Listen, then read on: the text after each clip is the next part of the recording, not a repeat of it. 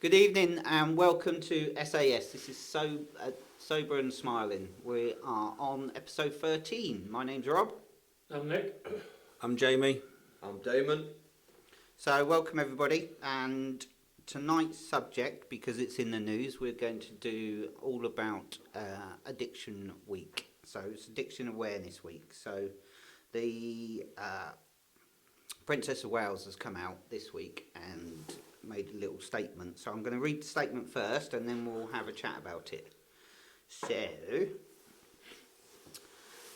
Catherine has also campaigned on mental health issues, draws parallels between the two conditions in her message. So we'll talk about that bit because that's important. She has said addiction is not a choice or a personal failing, but a complex mental health condition that should be met with empathy and support. She added, but still, even now in 2025, people's experience of addiction is shaped by fear, shame and judgment. This needs to change. The stigma surrounding those who face addiction allows it to thrive behind closed doors, impacting families and communities and ultimately ruining lives. So, what do we all think about that? Obviously, my first takeaway point is that it draws parallels with mental health issues. As we all know, and if you've listened to me before, then I truly believe that any type of addiction is a mental health disease. So when I talk about addiction being an illness, it's more a mental health illness for me. So it's totally the same thing. We have to get people to see addiction as a mental illness rather than addiction. Because for me, addiction's is like an ugly word to people. So the normal people out there hear addiction and they immediately think like a wino on a park bench. They think a drug addict with fucking needles in their arms. They think the worst case scenario because that's the stereotype of addiction. And we're not like that, to be honest with you. If you've met us, then addiction is in everybody, and it's in all forms of people. So you've got doctors, you've got nurses, you've got lawyers, you've got solicitors, you've got anybody. Mums and dads. Mums and dads, yeah. It's such a broad range, and we don't. I don't think we don't look like addicts. We don't look like the general thing that people think we are. So I think it should be more the mental health issue led. I don't like the word addiction anyway, really, but yeah. Anybody else's opinions on this? Yeah, I'll jump in. And like I say, addiction doesn't start with drugs. It starts with pain, loneliness, and trying to fill the void. So like trauma, childhood beliefs, shame, fear. Even feeling different. So also as well, addiction is a brain condition. It's not like a character flaw. So it's like chasing dopamine. I think it's that reward system that gets hijacked. It's trauma, that rewires your brain, and willpower doesn't, it's not good enough on its own, is it? But the stigma's worse than addiction. It's like because you're being judged, you get labelled. People only see like the worst version of you, and obviously we've got a lot of fear about asking for help. But it also, addiction's got many faces. It's not just homeless, chaotic, and criminal. Like you said, it's business owners, it's parents, it's partners, it's functioning addicts. Which it's what you see, like it's what you don't see behind the closed doors. And it's the relapse that should be talked about, not hidden. Why people relapse, like that shame cycle that you fall into. You failed again, thinking because I don't think a relapse. It happens. It's part of the journey. It's like the bumps in the road, but it's people don't come back from a relapse, do they? The last time I relapsed, it took me 6 months. The time before that, it was like 2 years. Yeah. It's although it's not great to relapse, it's what you do after that relapse, isn't it, that makes the difference. What I think. And relapse is inevitable, and well, I don't know, but if you said to me, "Are you ever going to drink or take drugs again?" I couldn't guarantee that. Yeah, but I could guarantee I'm not going to do it today, because that's all I've got. But I couldn't.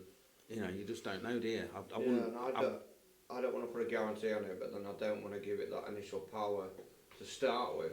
to stay on mic. Do you know what I mean? Yeah, but you've got to kind of always keep it in mind, because you can't just think you're sorted, because that's what that disease of the brain will come back and bite you in the arse. I think, anyway. Yeah, I don't think it's inevitable. I don't think that. I mean, I certainly don't think that one day I'm going to drink.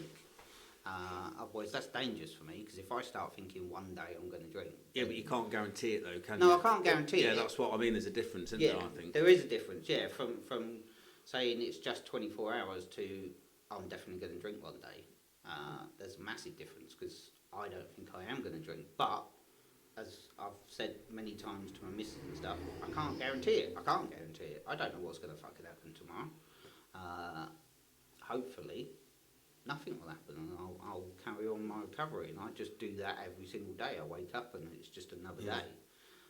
But That's why it's just saying it's just today, because you can't think about the future. You know, you can't. That's why I don't go there, because if I think about the future, it fills me with fear and anxiety of like the unknown, and that's not that's not good for how my brain works. No, and then you I can't- I can't jump into the past either, because that brings up like No. you know, grief, you know, No, resentments, all that kind of thing, and I can't live there either. I've got to be in today, and that's Yeah. that's all that matters. Everything's all right today, and that's it. if you listen to anybody in anything, especially with mental health and mindfulness and wealthfulness and everything else, it is all about the moment. And it's a big part of recovery, and that's why they say it's just 24 hours, because it's the moment that you're in. So you can't dwell on the past, and you can't think about the future, because it's then controlling. So the future is you controlling the future, because you're trying to control an outcome. The past is you then regretting everything you've done in the past. Live in the moment, live in the now, and then you'll be fine. Yeah, That's a hard thing to fucking do, yeah. but if you just live in the moment, and that I heard something on the podcast that this search for fucking the meaning of life and everything else, that's the meaning of life. Just live in the fucking present. Live in the present, yeah. But it is, because you've got, you know, we're massive control freaks, aren't we? Yeah. But we haven't got any control over, you know, what happens tomorrow, you know, people, places and things. And once you kind of get that in your head, and you think, right, all I've got to do is get through today and do everything to my best ability of that day, you know, it's, you know, and be honest about where you're at. You know, it can become quite easy, but it's so easy sometimes if you know, if something happens, it kind of can take you back to the past, or it can make you think about the future. It's, you know, but then you have to pull yourself back and think, you know, what's really going off there, what's triggered that. Yeah, it's something I've always said with mine, like Rob said, very true. You know, you gotta live for the day and live for the moment. I mean, I've always said one of my things that keeps me sort of on the straight and narrow is, look, I'm not going to go through. I've said it in previous podcasts. Theory of the Joker thing. I'm only one bad day away from going back to where I was. Yeah, that's right. So that's why I keep it at the back of my mind. So just focus on having. So I just focus on the at a day, time, yeah. one day at a time, because the moment I start trying to control everything or start trying to think too far ahead and think, right, I could, maybe if I do this, it will turn out like this. The moment I start even trying doing anything like that, I'm probably just about to set myself up for a massive fall.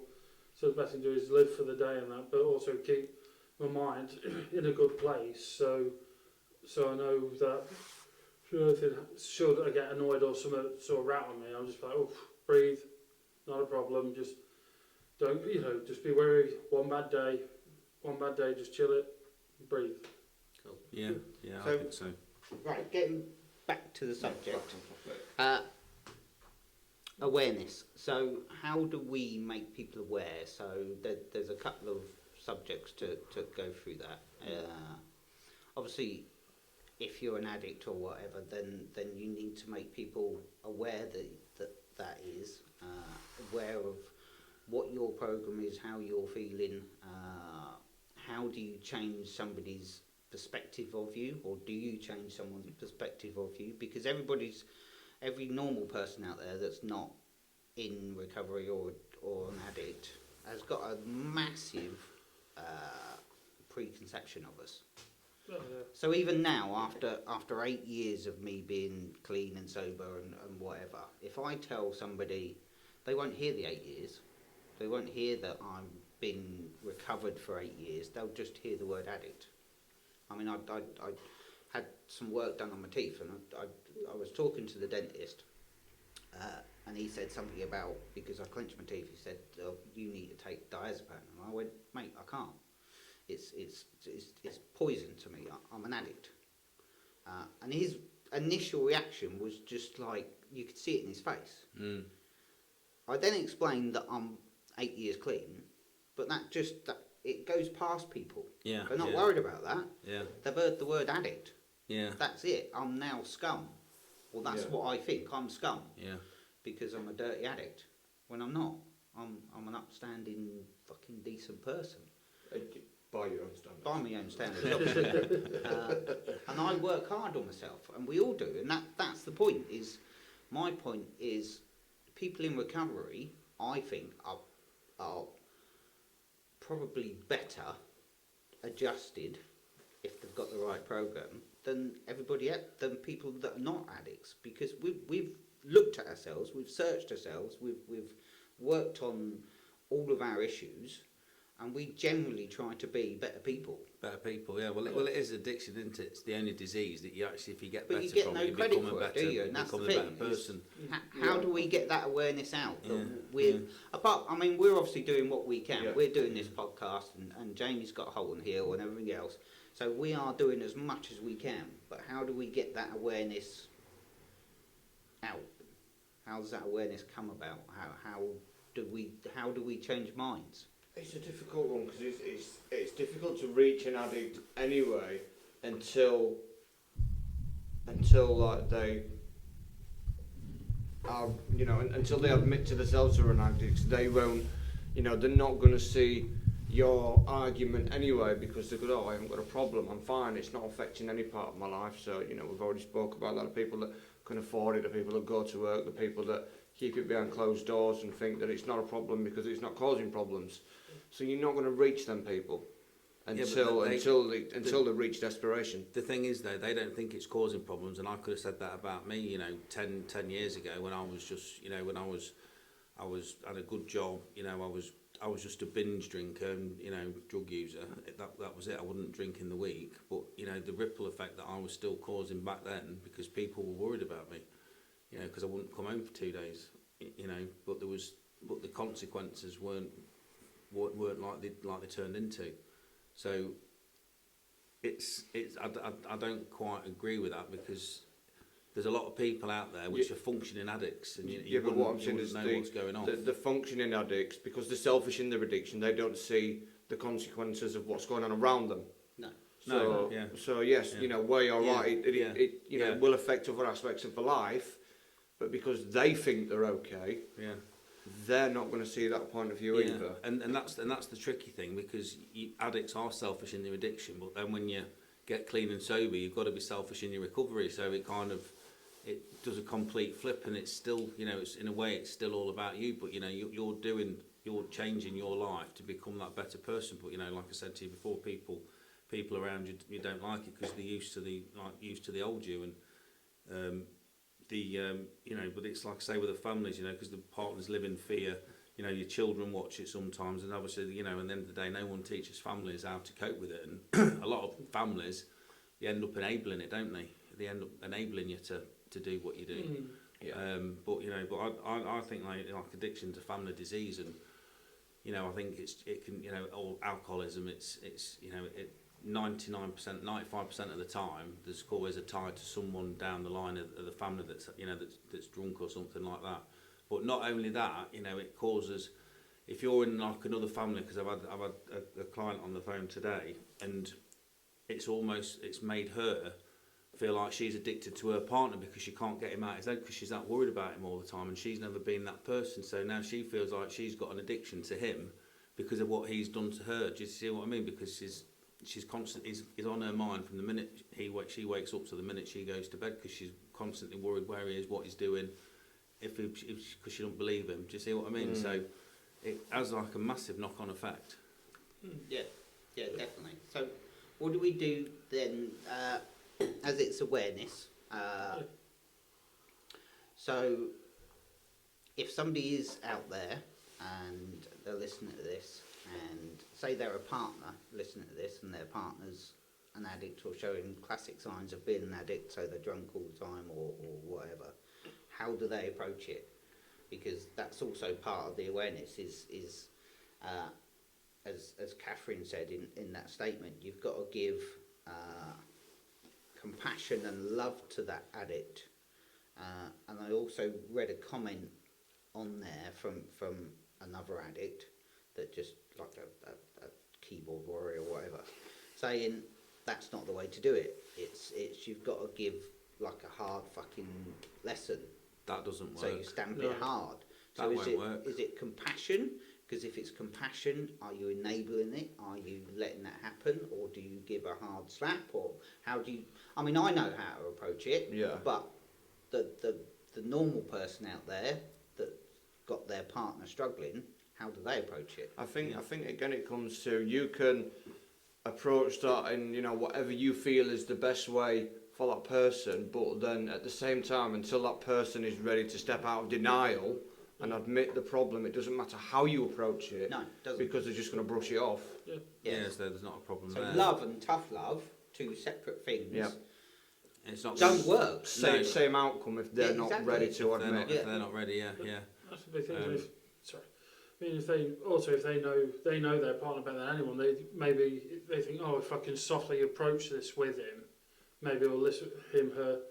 You know, maybe they'll listen. Or if they know they're a bit more stubborn, they may have to bring in a bit of tough, proverbial tough Yeah. love. Interventions, if you will. Intervention stuff like because they Love know and that person.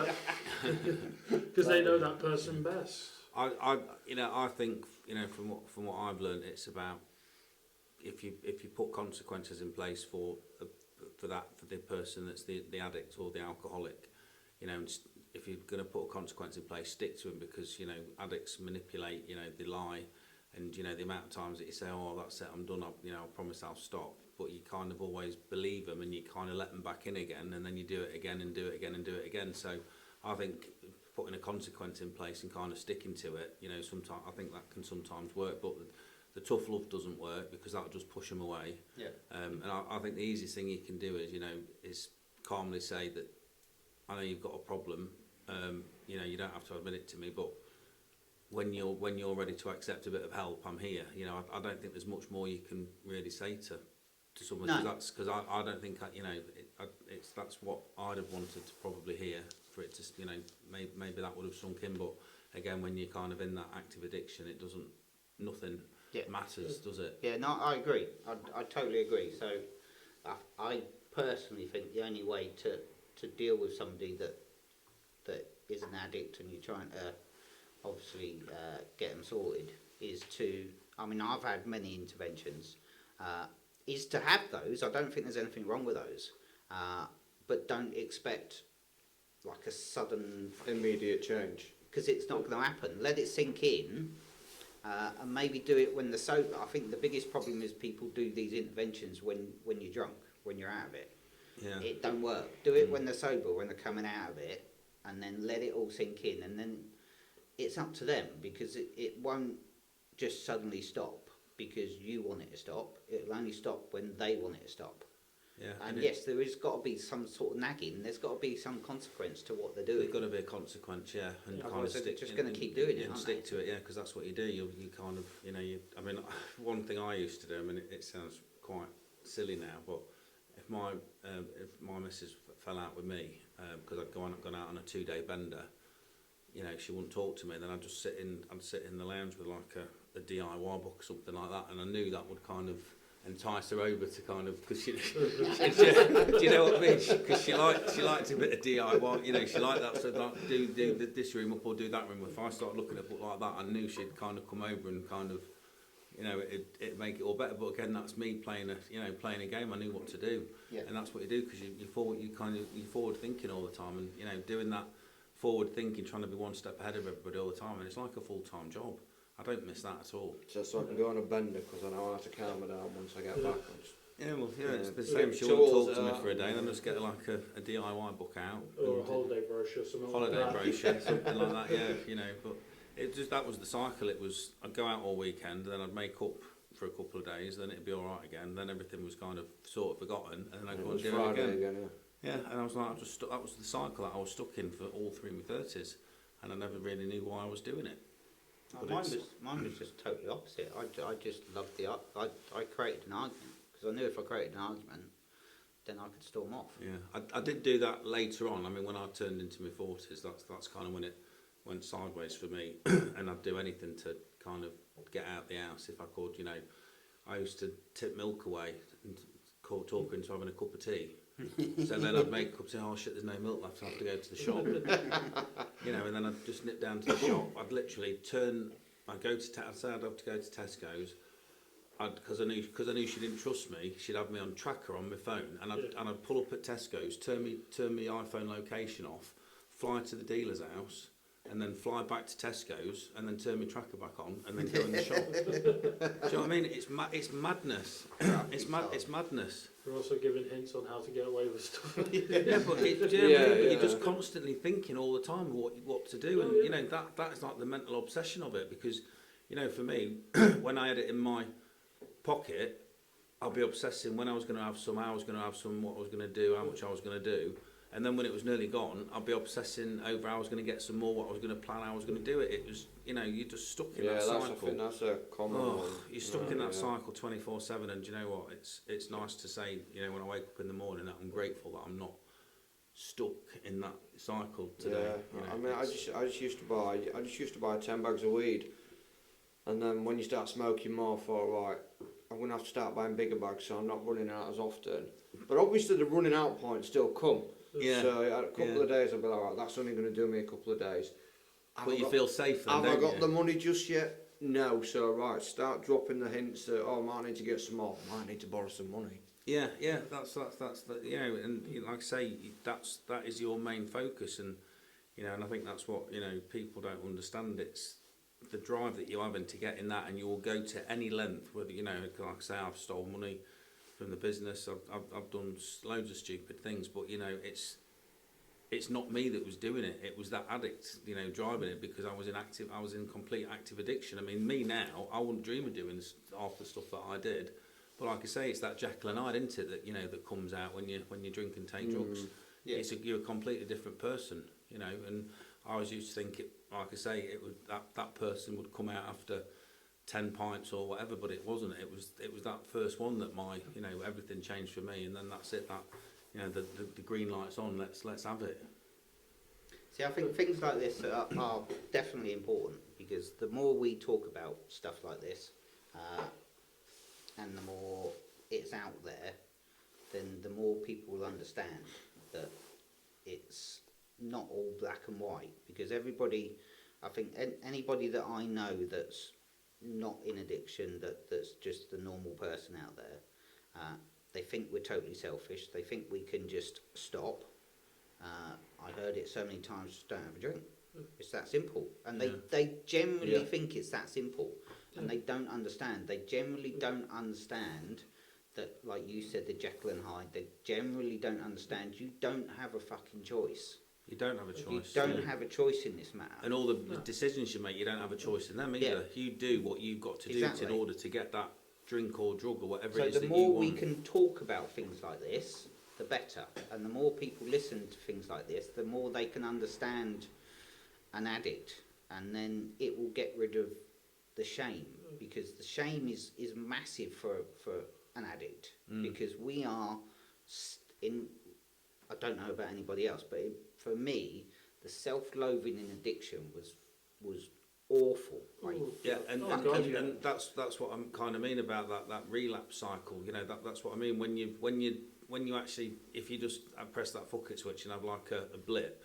That's not the bad thing. It's when you go into that cycle after you've done it and you've messed up, that you don't come back from, because people get on it. You say you're useless and you're this and you're that, and it just fills you with shame and that's the pity. thing, And that's when you never that's when some people don't come back from a relapse. If That's what I mean. If we can stop people seeing, or people projecting shame onto us, and get rid of the nasty addiction, like label. stereotype Yeah, label, yeah, the and stigma, then yeah. Look at them as more as this is someone that needs help, yeah, not then avoiding. we're not gonna, because the shame we're feeling anyway then just gets fucking doubled Well, it's Yeah. more than double it. Like Oh, yeah. by other people yeah, that don't yeah. understand Yeah, the because we're disease. already beating ourselves up more Exactly. than anybody knows in Yeah. our head. That you just think, you know, the battles you have in your head on a daily basis when you've done it. Yeah. You don't need someone else to remind you of what you've done. It's, you know, No. it just because it just puts you further down and further down. Yeah. Oh, the last thing I want to hear when I'm fucking going to bed and I don't want to wake up because I want to die Mm, is somebody telling me just don't have a drink. yeah. Or you It's fucked just up like, again. Fuck Yeah. me. Or well done, you fucked up again. That Yeah. sort of thing. Yeah. That. And but then you know, then like I say, until you actually know why you keep getting stuck in that cycle, because I used to be like I say that shame and the guilt that I had the next day. But you know, and I didn't know what it was. But like I said, I used to swear on my life, on my kids' life, that I was going for a couple of pints. I promise I'll be back at 9 o'clock. You know, and they told me in rehab that I'd have passed a lie detector test because everything in my being was what I was doing. You know, and then I go out. And then I don't turn up for 2 days, and I was just like, what is wrong with me? Why can't I? exactly. You know, and it used to drive me nuts. And I think, right, that's it. I know I said it. I promise that's it. I'm done. And then I go and do it again and again and again and again. And it's like I say, until I realise that I've got, I'm allergic to these mind-altering substances, or I've got, it's a disease of the brain, isn't it? Really, addiction. Yeah, that's totally. that's what it is. Totally. Yeah. Yeah. Yeah, and it made a lot of sense, and it actually made me not give myself such a hard time, because it felt like it wasn't actually my fault, because I didn't know. And like I say now, I think the only thing that would annoy me now is if I did pick up again, is because I know it's me that's in control of picking that first substance up, and because I'm in that good a place. And, like I said, I can't. I don't think it's a bad idea to say that you don't know, because if you're too cocky with it, with this disease, I think it'll have you over a bloody barrel.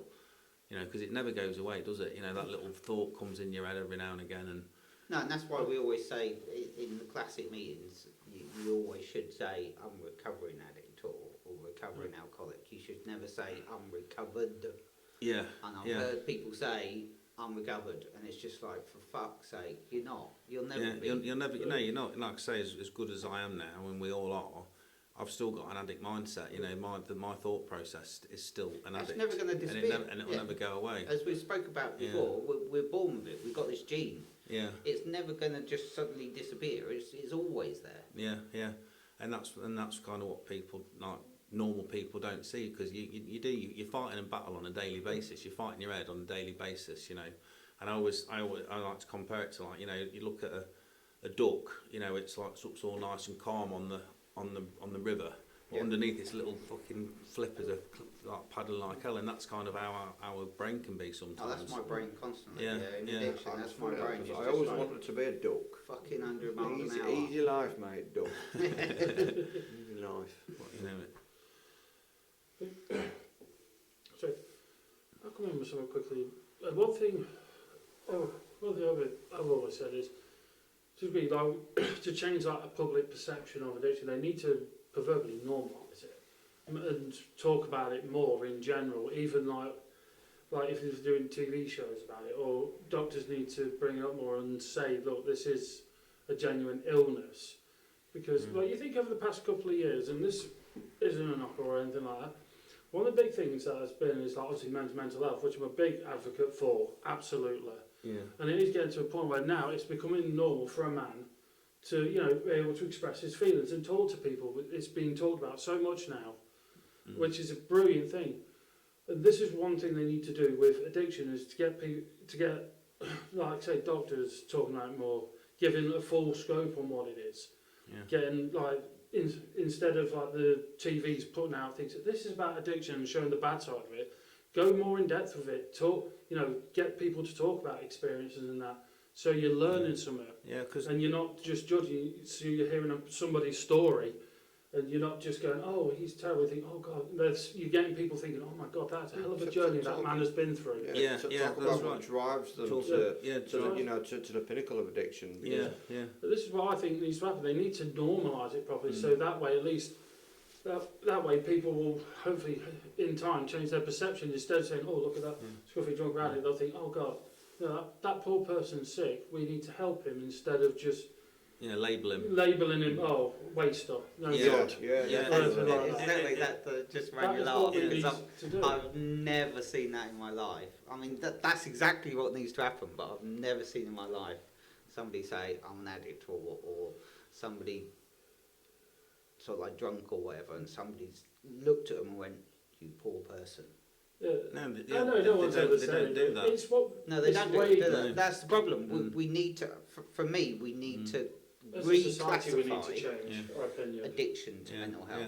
If Oh, you're yeah, an addict, definitely, yeah. it should be mental health. It should be, yeah, Well, yeah. And that's I it. don't think doctors, my personal experience, I'm not saying all doctors, but my personal experience with doctors, when I've grown the balls to say I've got like a bit of an issue, they just say, well, you need to cut down. But, Yeah. and I was like, It's and I impossible. couldn't believe what he was saying There's to me. no I'm money like, in the I cure. can't cut down. The community mental health team, we can't help you because you smoke too much cannabis. Go away and stop. Yeah.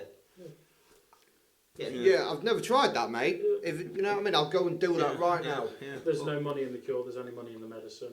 That's the problem with Mm. a lot of the way that a lot of them look at it. Or if you go to the doctors and you're like me, and you go to the doctors and they'll go, fucking drinking whatever. It's just like, don't worry, I'll give you a pill for that. There's some fucking something diazepam or something. Yeah. And But- it's just like happy days. You're giving drugs you to a give fucking drugs. addict. twat. Yeah, that's right. Yeah, They don't understand the difference. No, and I again, I mean, but like you, Rob, I mean, I've gone to the doctors and manipulated them, but when I was like in active addiction, I would blame all my, my mental health and everything on everything else apart from, what I was drinking and taking. Yeah. And I go to the doctors and say, I feel really depressed, or I'm really anxious, or I've got this pain or that pain, and they're like, do you drink occasionally? Yeah. And do you take drugs? Never touched them in my life. So, do you know what I mean? So I'm being dishonest with the doctors. I've been back loads of times, and they're giving me stuff to muck about with my serotonin, my dopamine, and then I'm taking drinking drugs on top of that. So I'm just having a cocktail of Yeah. all these things. Then you wonder why people are ending up in a pickle, because you're just mixing drugs to get more fucked, really. Like I said, there's no money in the cure. There's only money in the medicine. But even now, That's the way a lot of them Yeah. look. if I go to the But, doctors It's now, business, isn't it? Precisely. on my doctor's record is I'm an alcoholic. Yeah. It's on the record. Mm. Uh, But they'll still give you tablets. but they'll still give me fucking whatever I want. Yeah, fucking tablets. yeah. I've had and to it's go just and like, tell them. how can they not make that connection? This bloke's an addict. Yeah. Forget the alcoholism. This Yeah. bloke is an addict, or he's got Yeah. addictive The tendencies. wide spectrum of the Should term. we Yeah. really fucking give him something that's mind altering? Exactly. They need to do a bit more work around it, because I think the systems that they've got are obviously very old school, and Yeah. things have changed, but they're just not open to it. But They it's- don't know what to say to you when It's you still can't don't go. know. read in books though, isn't it? It's not life experience that they can No. draw on. Do you know what I mean? I think Yeah. in recovery, when you go from being an addict into recovery, you are more open-minded. You are less judgmental on other people purely because you've been there yourself. Yeah. Mm. It's not that you could have been that way to start with, but it gives you a better understanding and you're more open about being less judgmental. Well, it's because you know how the brain works. Yeah, exactly. That's what it is. and Like, they don't. They're just Yeah. yeah. have a pill. Hopefully, it'll make you feel better because I can't. Yeah. But you think that would be, you'd think they would, because the amount of times I've been in the rooms and stuff, and I'm not going to say any names or anything, but the amount of people or the percentage of people that are doctors or nurses Mm. that are addicts Yeah. is unreal. We're still prescribing now, So aren't they? would- I suppose, don't Exactly, Mm. but would you not think that fucking filters through for them to actually know about it? Because Well, they should. they keep. Well, I say it's honesty, innit? They're keeping us hush, because if they have to kind of own up to that, where have they got that experience from? Yeah, Then it'll exactly. start pointing the finger at them. Mm. So it's so they're a bit behind a closed door, really. Yeah, it's mad. Believe it or not, we've run overtime. Have we? Oh. Yeah, God, it's gone gone fast. so quick It has again. gone fast tonight. Yeah. Thank you, whoever who came up with that. I think Me. I think it was Jamie actually. Yeah. Yeah. Thanks Thank for you. that Thank you. subject. Thank you. It's Uh, been a good one, that has. Yeah, it's been really good actually. So it's this is episode 13. So we'll stick episode 12 on the Facebook page. It's on Spotify and YouTube, and TikTok, Instagram. there you go. Leave a comment, leave a share, share it obviously for us. Any comments for any future episodes, and obviously we are. And if you want to come on, Yeah, if you want to come we're on looking the for show. people to come and guest share. So in the new year, we're going to have a couple of people. We've already got a couple of people booked, which will be really interesting. But we want a few more people just to give a better insight on, Yeah. or different insights into it. Yeah, it doesn't necessarily have to be addiction recovery. It Oh, can not at be all. No. people around that have experienced it, seen what it's done to people, seen what it's done to family, friends, just to give a broader spectrum on the Or whole. even health professionals who've had got experience with addicts. Yeah, but we don't want Dr. Hillary. God, I hate that guy. Yeah. Or Dr. Phil. I hate that guy, Sorry. mate, honestly. Right. So thanks a lot. Thanks for listening. My name's Rob. I'm out. Bye bye. Yeah, my name's Jamie. Good night. Take care. And I'm Damo. Goodbye. I'm Nick. Bye bye. Yeah, I hate that guy. Don't like Dr. Hillary, mate. you not like Dr. Yeah. All that time. It does mean Dr. Phil. All that time through COVID and his doctors being overrun and busy, he was on that TV